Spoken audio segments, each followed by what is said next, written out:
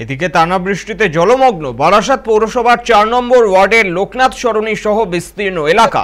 নিকাশি ব্যবস্থার বেহাল অবস্থার জেরে জমা জলের প্রতিবাদে মঙ্গলবার সকাল থেকে পথ অবরোধে সামিল হন এলাকাবাসী। বিক্ষোভকারীদের দাবি, দীর্ঘদিন ধরে নিকাশি সংস্কারের দাবি জানানো হলেও প্রশাসনের তরফে কোনো পদক্ষেপ নেওয়া হয়নি। জল জমে থাকার ফলে স্বাভাবিক জনজীবন বিপর্যস্ত হয়ে পড়েছে।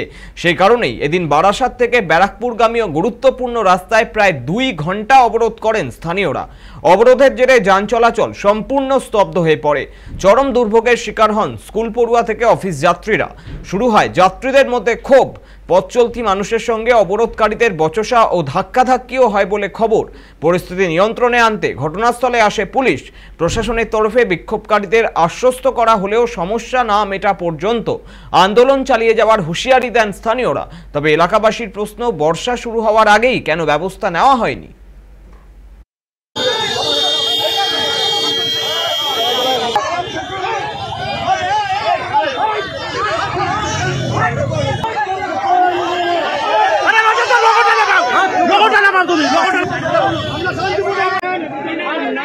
মানে প্রথমে পাতা সমান, তারপরে হাঁটু সমান, তারপরে বুক সমান।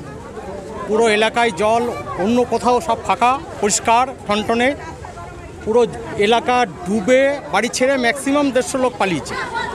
আর যারা আছে তারা সাপ ব্যাং নিয়ে কোনো রকমে বেঁচে আছে। যে জলটা কি করে বেরোবে, কিভাবে ওটাকে ইয়ে করতে হবে, লেআউট করতে হবে, তার কোনো প্রশাসনিক কোনো ইয়েই নেই না। যতক্ষণ যারা কাজ না ইয়ে হবে, আমরা চাইছি কাজ শুরু হোক, আমরা তুলে দেবো। ১০-১২ বছর ধরে এইভাবে কাঁচা রাস্তা, মিউনিসিপ্যালিটি এলাকায় থাকি, কাঁচা রাস্তা দিয়ে চলছি। ভোটের সময় আসে? হ্যাঁ, ভোট দিন। না না, হ্যাঁ সেটা তো। না না, নতুন পাড়া কোথায়? আমরা এসছি তো নতুন না, আমরা তো অনেকদিন আগে। একটু রাস্তা এখন কি চাইছেন আপনারা?